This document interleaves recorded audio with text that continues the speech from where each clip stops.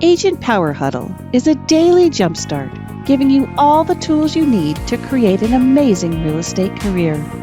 Led by top experts in the field, you'll learn how to sell more houses in less time while creating the life you want.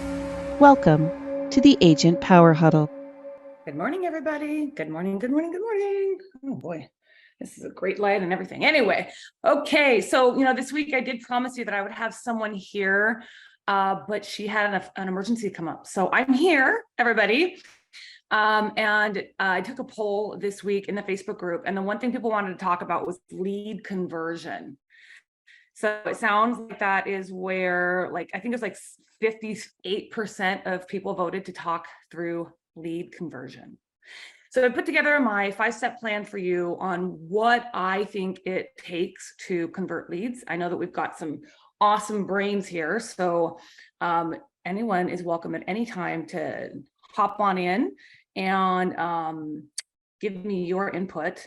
I'm going to be honest with you, I had a presentation prepared for this, but I can't log in. So Milo, you have it, so I might just have you. Can you do a share screen from where you're at? Can you pull up the presentation and do a share screen? So I'll have you drive. Yeah, give me 1 second. Thank you. Thank you. So basically, I'm gonna make it pretty simple for you. I mean, to be honest with you guys, converting leads is not rocket science. It's not hard. It really isn't. It's a matter of having a system, of having a plan, and being consistent. Right? That's literally all it is. But if you're missing one of those 3 things, it will seem really, really, really hard to convert leads. Okay. So the other thing I want to put out there is when you're thinking about lead conversion, you've got to remember that you're putting money, you're spending money for leads. You're spending money. So if you are not working to convert them and working to actually make them turn into money, you are wasting your money. I think a big point for me was at one time I had 100 leads come in and my lead spend was $3,500, which is a lot, right? And none of those converted. And so that's when I really had to get fine-tuned with my system on actually how to convert leads, because what happens is without that system, you waste the $3,500. So never put the math behind it unless you really want to make yourself work hard. Okay. All right. So at any time, you can come in the chat, ask questions in the chat, come off mute. Milu, can you go to the first slide, please? So there is basically 5 steps that I want to talk to you about, and that is right here. So the first thing I want you to remember is that when you're making your initial contact with someone, you want to make it as specific as possible. A really good example is street text. I run a lot of waterfront ads, waterfront homes. That's my niche, right? So I run a lot of ads for people who are looking for waterfront homes. So if my first text message, my first email, my first phone call is not specifically about what they called about, it makes the conversation very, very, very weird. So there's a lot of science out there that says you want to contact people within 7 minutes. I don't know what it is anymore. I say 15 minutes. Okay. I also say that if you're having an auto text go out, your auto text should not go out immediately. I don't think anything should feel like it's automated. It needs to be automated, but it shouldn't feel like that to a lead, in my opinion. So if the lead comes in inquiring about a list of waterfront homes, that very first phone call, that very first text, that very first email is, hey, thanks so much for inquiring about my list of waterfront homes. I want to just double check, did you get the list, or what specifically you're looking for? Just ask, are you literally asked about waterfront homes. So here you go. Make sense? Okay. So first step, make it within 15 minutes and make it as specific as possible. All right. So the second tip that I have for you when it comes to lead conversion is you guys stop referring to them as leads. Stop saying I have a lead. I got to call leads back. Because the thing is, the more you think about someone as a lead, the harder it is to have a conversation. When you start thinking about the person on the other end, it is a human being. How would you talk to your best friend about the real estate market? How would you talk to your mom? How would you talk to your dad? Right? How would you talk to anybody about real estate? A human being. What I found is that when you start to think of everyone as leads, then we go into the whole What do I say? What do I do next? What do I ask? How do I do this? How do I pick up the phone? How do I have a conversation? But if you kind of shift your mindset to thinking about, hey, I'm talking to a human being. They're curious about waterfront homes. What would I say to my best friend? It's a very, very, very, very different style than trying to practice a script, do some role play, and try to call a lead, like call a lead. Does that make sense? Like if you're thinking about like, I talk about this all the time, because the thing is that I had to shift my mindset and stop saying leads. Yes, I'm saying leads here, but I never, even in my CRM, if we have someone who is inquiring about something, I really don't even like anyone on my team to make a note that says lead said this, lead wants this. We use their name, because when you put a name to it, it's a human being. It's not a lead anymore. All right, what do we got? What's our next one? So weird, I'm not driving. Okay. You guys, use multiple ways of connection. This should be pretty simple, cut and dry. Text, yes, phone call, and email. Okay, I'm a huge proponent for picking up that darn phone, you guys. The reality is that I don't really convert a lot over the phone, to be honest with you. I convert more through text and email. But the reason why you want to have the phone call is because they need to hear your voice. They need to be able to personify you. Make that you're not just a salesperson. You're a human being, just like we want them to feel like they're a human being, right? So the phone call is really, really important. Plus, you never know. What if they do answer the phone and they do decide that, hey, they want to talk to you a little bit more, right? Phone call, text, and email. Those are my 3 ways of communicating. You can get a little bit, you can go in a little bit deeper, and you could do Facebook DM, Instagram DM, LinkedIn DM, but you always want to remember, you got to meet them where they're at. Meet them where they're at, which means that if they are texting you back, text them. If they are emailing you back, email them, right? If they're Facebook DMing you, which does happen a lot. I do actually get a lot of people that come in through Facebook DM. Talk to them on DM. Don't try to like shift the conversation to the way you want the conversation to go, right? Talk to them where they're at. Okay, what's our next one here? Okay, so this is where the systems come in really, really in place. And then this is also where your consistency needs to be really important. My automations take someone from the time they come into my database out for at least 2 years. And those automations include drip campaigns that have text, phone calls, emails. And my drip campaigns all have video incorporated. Now, not every single email has a video, not every single one. Okay. The other thing that I make sure that I incorporate in a lot of my drip campaigns is actual stories, right? Because you know, I'm a huge proponent for telling stories. So I never just say, look at this 5-star review we got from a client. I'll actually tell the story of a client who actually used my services. Tell the story behind it, right? We can go all the way back to the 6 or 7-part storytelling series that we did. But the thing that's really, really, really important is making sure that you are incorporating the content that you put online. So if you're creating story content on Facebook, you're creating story content on Instagram, whatever platform you're on, that same sort of content should be incorporated into your drip campaigns. And don't be afraid to actually copy and paste a post. If you had a post that performed really well online, don't be afraid to copy and paste that same post into one of your drip campaign emails and share that. Because if it performed well online, it could probably help you convert through email. The other thing that I always incorporate, and I think you guys have heard me talk about it before, is HomeBot. So any seller lead always goes into HomeBot. Anytime I get a home value request, it 100% of the time goes into HomeBot, and I have HomeBot blown out with about, like 15 videos throughout HomeBot. And the reason why I'm a huge proponent for HomeBot is because it's $27 a month. In Washington State, it's $27.35 a month with tax. You can have 500 people in there, okay? And it automatically sends out a reminder to everyone in there every month of their home value. It's a huge value piece, huge value piece.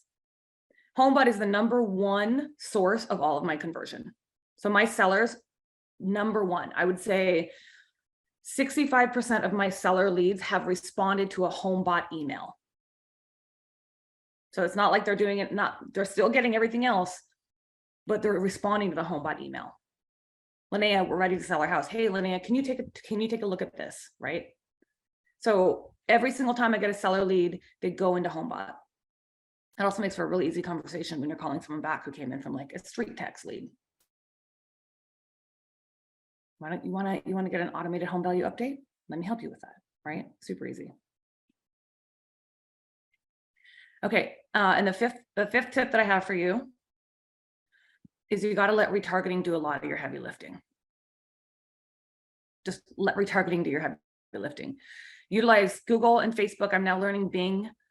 Utilizing those tools to retarget leads that have come into your database or have clicked on one of your ads.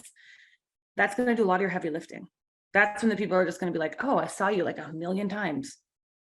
So if you're not retargeting right now, you need to do one of two things. You need to do it, but you need to learn how to do it the right way. I don't teach people how to retarget. I tell people, if you want to learn how to retarget, go follow Krista Mayshore or go to Street Text and let them do it for you. Krista's got a way better way to retarget, in my opinion, but Street Text can help you do it as well. Really easy. So if you are not retargeting right now, you are literally wasting your money on lead generation, in my personal opinion. This is where like it's just automatic for you. People see you 100 times before they come through or before they call you. Went to that real fast. All right, those are my top 5 tips. What's going on here? Milo, can you stop sharing? Okay, so those are my top 5 tips to lead conversion. So I want to ask you, how many of you are doing some or all of that? Great. So there's a lot who are not. So those of you who are doing a lot of it, tell me what are some of the things that you think are did I miss anything on my tips? And then what are you doing with any of these things that I said that is working for you?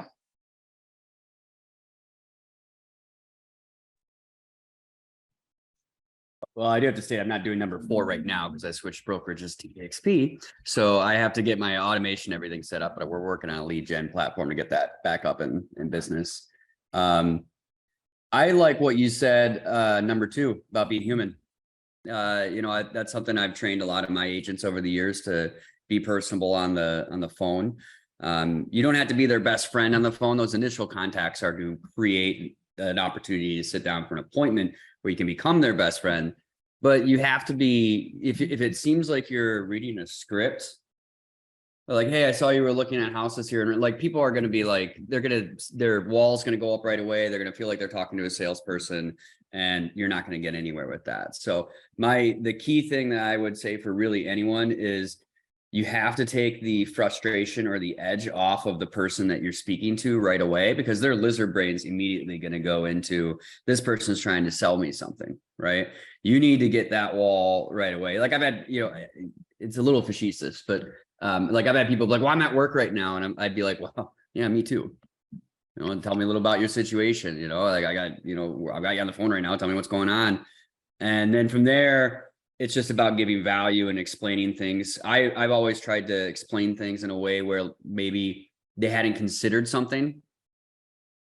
And then I bring that to the forefront, and now they're thinking about that. And then I bring another thing. Now they're thinking about that. And then now they're like, wow, this is a lot more difficult than what I had expected. And the goal is to make it so that in a 10-minute conversation with someone on the phone, they feel like they got more value from you than their best friend who is a real estate agent for the last 3 years. So those are the only things.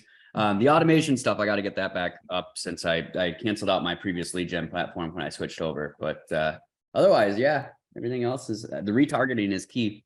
Facebook, YouTube, Google, all of it. Yep.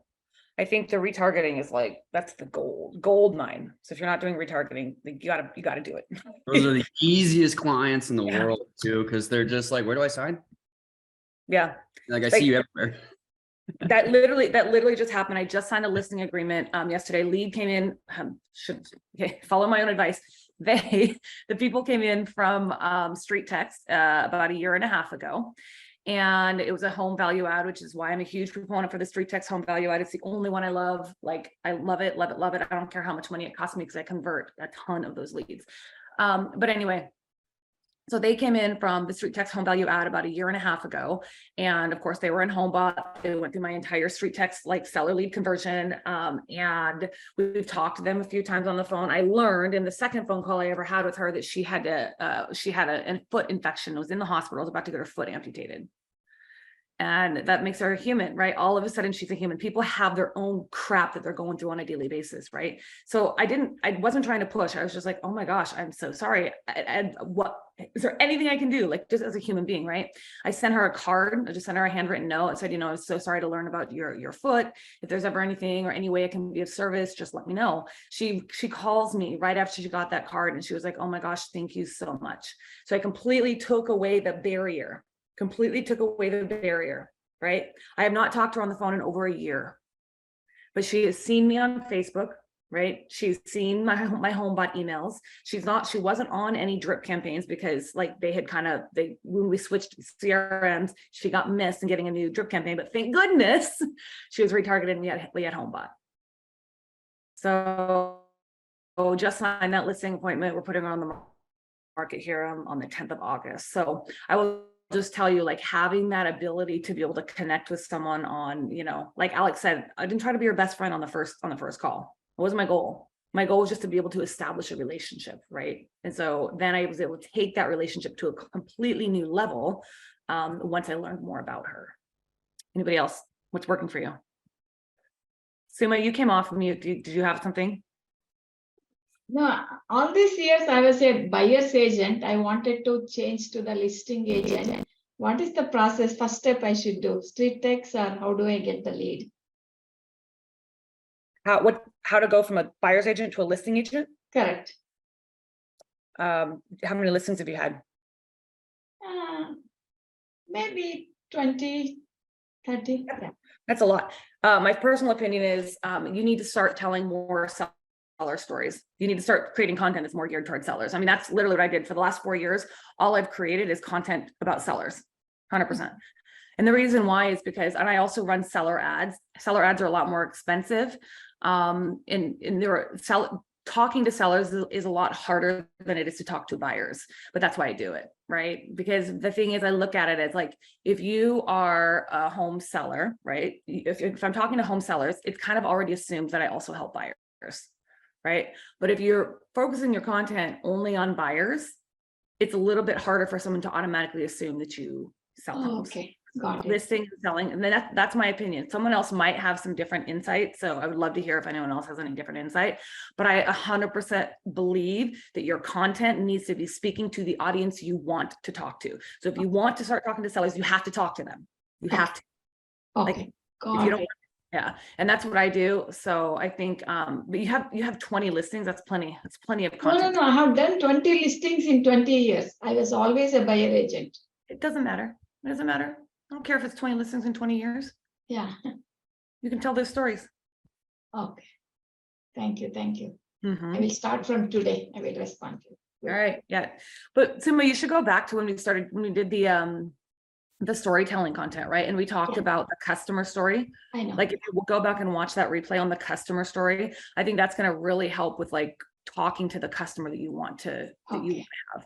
Yeah. But you've got to be really, really, really clear about who that person is, like 100% clear, right? Okay. It can't just be there's no gray line really, especially in this market. You've got to be able to shift and speak directly to your person. Okay. I think I did that mistake. I never posted anything related to the seller, always the buyer. So I got the buyers. Got it. Yeah. All sellers. You are so smart, dear. You are so smart. Super. You know, I have a very strong business acumen, you know, because you have to remember my history is in business process, right, for corporate America. So like, I'm very much about processes and systems. And I think that's really, really, really important to have. And I just love marketing. So of course I had the best marketing coach in the world. So best marketing coach in the world. So, but I have a really strong business acumen. So All right. Oh, Wendy joined us. Hi, Wendy. Hey, miss you. So we're talking about lead conversion. Alex, you guys, I don't know. Does everyone know who Alex is? Do y'all know him? Oh my gosh. So Alex, I'm looking I'm like- for him. Where? Oh, there you are. There you There are. he is. I see you. so Alex hopped on. I'm like, oh my gosh, I'm a little starstruck. Alex is on my call. Well, I feel the same way about you, Lynea. So we sat next to each other last February We did. on stage. I remember. Yeah, we did. So you guys, Alex, your history, if I know correctly, is like you have like a team. You train people on actually calling and converting. Like that's like what you do. That's like kind of your thing, right? Well, I mean, my thing is digital marketing and attraction-based marketing, like what we do. But when I started in the business, I was doing phone prospecting for 2 to 3 hours a day, 5 days a week. It was successful for me. It made me a lot of money. It put me probably in the top 20 agents in my city at that time. I realized really quickly that was a hamster wheel, though. If you don't prospect every single day, is going to affect your paycheck 90 days down the road. So personally, I live a lifestyle by design. I take a week off every single month. I like to travel. I like to go around. I just got back from a trip where I took 4 of the last 5 weeks off. So that was pretty cool. In the middle of summer, right? And that was a dream come true for me. But but initially, I had been a phone prospector for a significant period of time. The trick with that is those people don't know you from Adam. So you really have to right away get that barrier down. You have to explain to them, show them that you are knowledgeable in what you're talking about, that you can explain it in an easy understand way. So it's not like super like over their head, right? Like I feel like a lot of realtors in many ways are kind of pretentious about like how knowledgeable they are. And like for me, it's like, look, this is what I use. Kind of like what Lynea said, I use stories when I talk to buyers and to sellers all the time. Like, hey, this is what I saw last week. This is what we've been seeing here in the market right now. I always, in initial conversations with people, I always want to know what their current situation is. I want to know what they know about the market, because I want people to admit that maybe they don't know everything. And then I want to be able to bring at least 2 or 3 bits of good value, or maybe mindset shifts around things, right? An example would be like someone's like, well, I don't want to buy right now because interest rates are high. Well, you understand, like that's the same thing that a lot of buyers are going through right now. My fear is interest rates drop 1% and the floodgates open up, and now you're competing with 4 or 5 times as many buyers. Whereas you could purchase today, refinance when those rates go lower. Right now, they're thinking about something a little bit differently, and you never want to be pushy. I've never been a pushy salesperson. I've always been, just give them as much as I possibly can and kind of overwhelm them where they're like, wow, this person knows what they're talking about. I want to talk to them more. But I personally, I do not prospect myself anymore. I shouldn't say that. I mean, I do like once every quarter, where I'm like, let me just see if I can run the dialer for like an hour, and then end up picking up like a client or 2 out of it. So it's like, I should keep doing this.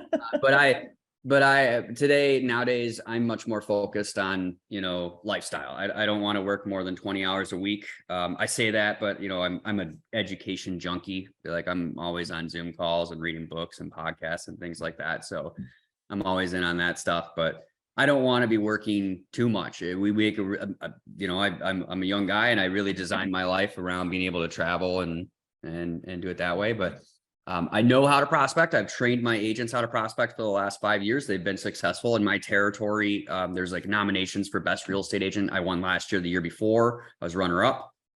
This year I'm nominated, and one of my agents who I trained how to do that is also nominated within that as well. And all we did with him was make sure he understood how to have those conversations and make it so it works out a lot easier. But yeah. Thank you. That's why I wanted you guys to understand like what he said. A couple of things: prospecting 2 to 3 hours a day, 5 days a week. Okay. No one really wants to do that. No one wants to do that. But if you are not if you don't have systems in place to follow up with people and convert people, that is exactly what you're going to be doing.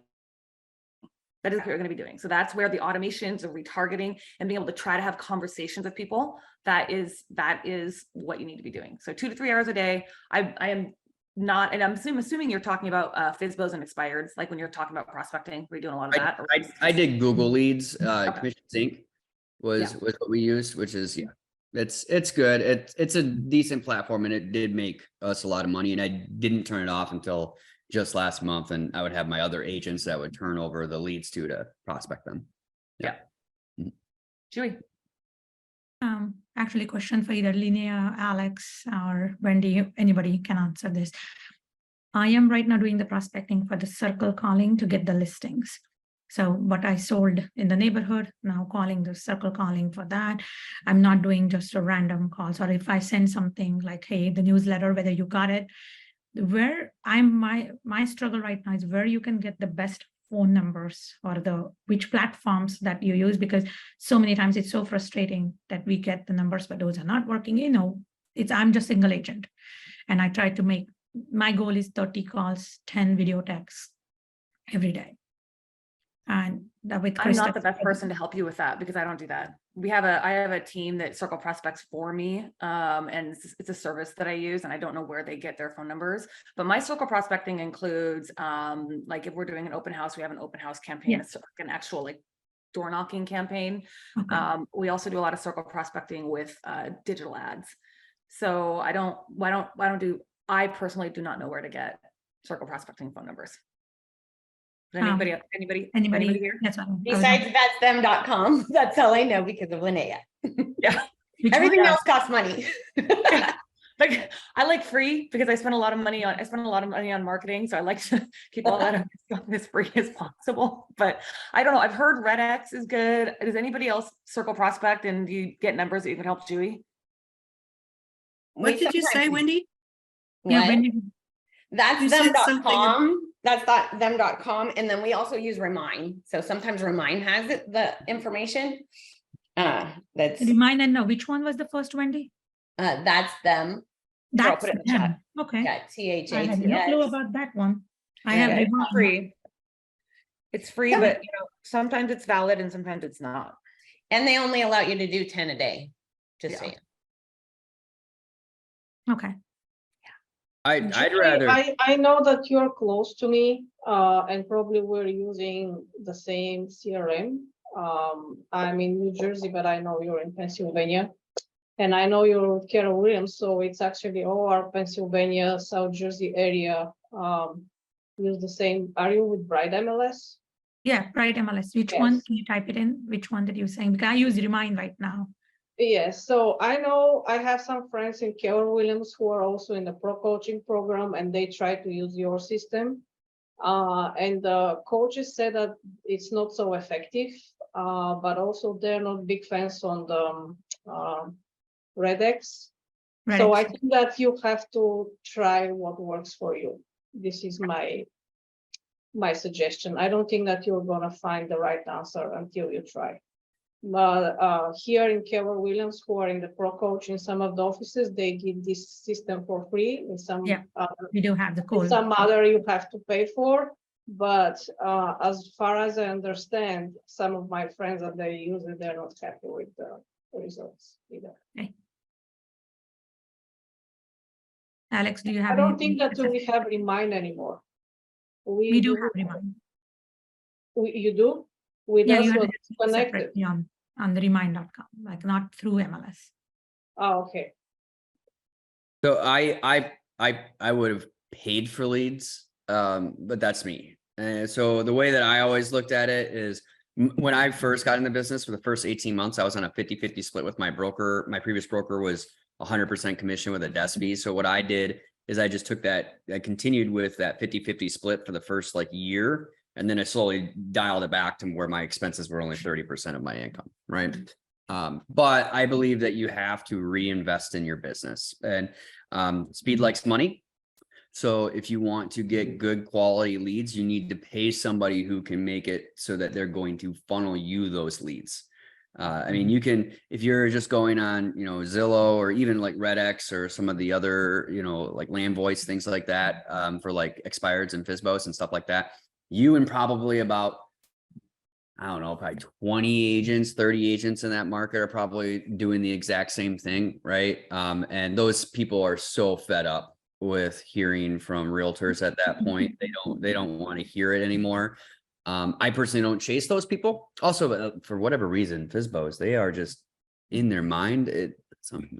30% of them are just nuts, and then the other 70% just want to, cut the realtors out so they can save money, which I get. It's a lot of money, right? We are expensive. It's almost criminal, but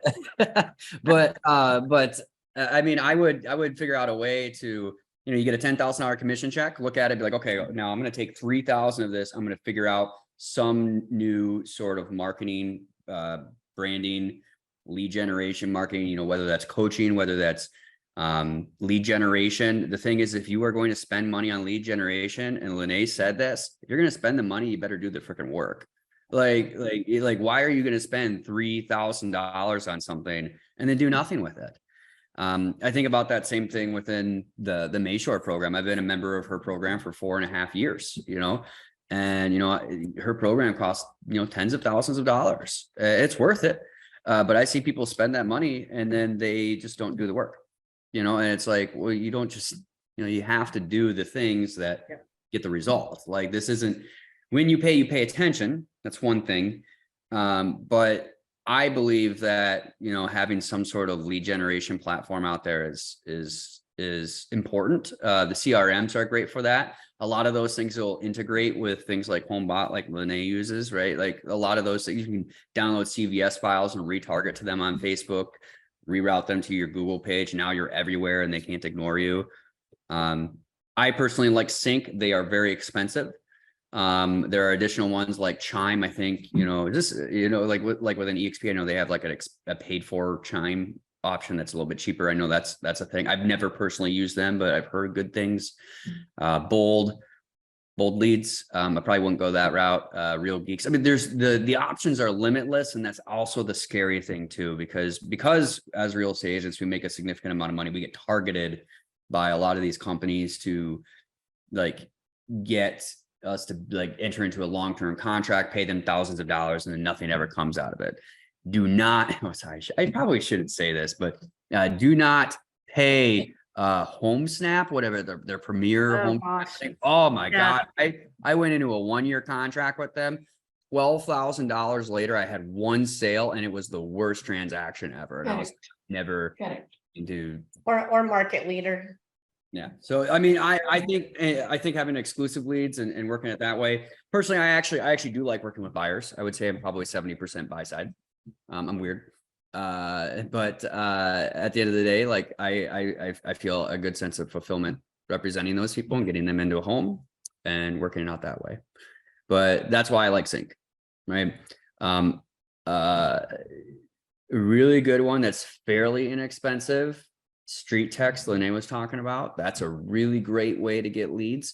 It works really well if you're utilizing Krista Mayshore's techniques, because they're going to see your videos and then they're also going to see the lead gen platform come through. That one's pretty inexpensive. I want to say they're like $150, $200 a month, and then you got to put ad spend behind it. Yeah. So I think ultimately, Julie, what you learned is that no one on this call is really, we don't really do like circle prospecting to that extent. I mean, all of my circle prospecting is, like I said, it's digital or it is traditional on steroids without the cold calls. I don't like to chase. I hate the chase. I like to let the automations do the work, right? So if we hear, like, I don't push anyone on my team like to keep trying to have a conversation if someone doesn't want to have a conversation with them. Right. But I do ask them, I do push them to ask questions. Like, if you have someone who gets them on the phone and they start having a conversation with you and they start having some objections, I do encourage them to ask questions to learn about the objection. Right. But I don't ever push them. I don't want to chase. And I feel like with a lot of the cold calling, if I do it, like I said, I hire a service. It's called circleprospect.com. They can do a circle prospecting campaign for your open houses or your new listings. They'll call 200 leads for you, or 200 people for you, and they'll call them up to 4 times. And then they'll give you a report. And I don't even remember how much it is anymore. I think it's like $250 for a campaign. But I mean, that was really, really, really successful. And then I didn't have to do it. And so the people that they would like transfer to me, I would learn real quick whether or not I was actually going to be spending some time. And I've actually had 2 sellers come through, but they did the beginning, and then I let retargeting and automations do the heavy lifting. So. Thank you. Okay. Well, this is a good conversation. Thank you. Is there any questions in the chat that didn't get answered? No, we have Alex and Wendy talking back and forth about Wendy's. I just wanted to tell Joy that if you use command, because I was with command, they don't have pixel and you won't be able to retarget. So this is a problem. Got it. Okay. Keller Williams. And I found this the hard way. Got it. Okay. Yeah. Thank you, Petya. She's right. in a weird market. She is. She is. Say it again? Weird.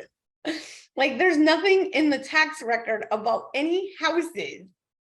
Like how do you, I don't Well, even. Idaho's that way too. Some states are non-disclosure states, and they don't share that.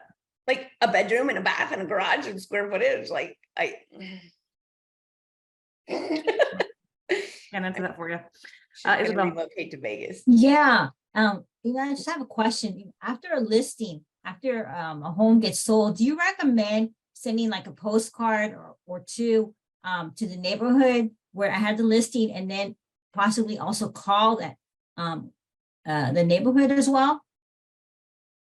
So you're talking about like a just listed, just sold campaign? Just sold. 100%. Yeah. I have my just sold campaign is actually a series of letters. It's more of a correspondence versus a postcard because everyone's sending postcards. And I use Wise Pelican because I'll do handwritten envelopes, handwritten letters. And they that's what we do. And we partner with our title company. They pick us about 40 addresses for each listing that have the highest propensity to sell. And that's what we do. Okay, and do you follow up with calling them as well? No. I guide them to my website and let them come in. If they give me their input, if they come to my website and they put a contact information in there, yes, I do. But I don't just like call them. We just send them a series of letters. It's like you just drip on them through mail, because the goal is when you're dripping on them through mail, you want to get them to your website so then you can pixel them, right? And then you can retarget them. That's where the heavy lifting, that's where retargeting comes in, right? So if you're doing a postcard or you're doing a letter or doing any sort of mail campaign, you need to guide them back to your website. Like Core Fact will like let you do the home value things, and it'll guide them to the Core Fact home value thing, which is cool. But the goal is to get them to your website. Okay. So, and how many times do you touch them with the direct mail after you sold the property? 6. 6 times? Okay. But they also get a touch when the listing goes live, when it goes pending, and then when it sells 6 times after. 6. So it's a total of 9. Okay. All right. Thank you. Suma. Okay. I got the phone numbers and I'm scared to call them because, you know, if it is in the do not call list. Well, the do not call us, I probably wouldn't mess with that. I mean, if they get, the difference would be like if they gave you their contact information and asked you to call them, that's a little bit different. But if you're just getting numbers, and it's like cold numbers and they're on the do not call list, I wouldn't call them. Okay, got it. But if you have an address and you have a mail campaign, like I incorporate mail. Okay, thank you. That's what I have a lot of title company gave me the address and phone numbers. I'm just worried, you know, to call them. Yeah, I would like, you kind of have to respect the do not call list, right? Because like if someone gives you their contact info, it's very different than if you're just cold calling. So it's also a part of the reason I shouldn't call. Okay. Yeah, that's also part of the reason I don't cold call. Because again, it's going back to the chase, you guys. All these things, it's going back to the chase. You want to attract people to you. Now you need to focus on how to find those people. They don't just come online. Believe me, I'm all about content. You know, I like I said, I did a 7-part series on organic storytelling content. I'm all about content, right? But there are things in the traditional real estate models that really work. So if you're incorporating mail, for example, direct mail is a high return for me. It has a high return. But direct mail is not just direct mail, right? It's not just that. It's guiding them back to my website. So then I can pixel them, then they can get put on an email drip campaign, then they can get retargeted, right? And then hopefully at one point, they're going to want me to reach out to them. Or the ones who don't weed themselves out. I have people weed themselves out every day. It's great. I love it. Yeah, I'm right now following only the location domination and I'm getting the results, but I just had a curiosity if we can get some more phone numbers, things like that to invite them for open house and things, but that's no, but definitely location domination works. And I love Krista's information. So it's also cool because I'm on grocery carts. So I would tell you guys, I totally invest in grocery carts, 100%. I also invest in like kiosks, but the reason why is not so I can get leads. That's not the way it works. It's because I already have a presence in my community. I already have a presence, and so now they're seeing me in a couple more places. So that's what you want to kind of look at it as. If you're a new agent and you're getting those calls to be on the golf cart tees or to be on the grocery carts or whatever all those things are, and you don't have a presence in your community, don't do it. It's a waste of your money, because that's not what it's for. So, okay, we are well over time. Thank you everyone for sticking around. This replay will be posted in the Facebook group, probably, hopefully, I don't know when, probably in a couple of days, but we'll get it in there. And there we go. I will see you all next week. Thank you so much. Thank you so much. If you'd like more information or to get connected to the Agent Power Huddle, join our free Facebook group. This call was designed for the agents in our EXP organization, but open to any agent from any brokerage. If you're a guest and you're interested in learning more about EXP or our specific resources within the Agent Collective, reach out to the person who invited you to this call to get more info. Produced by the Agent Collective Media Network.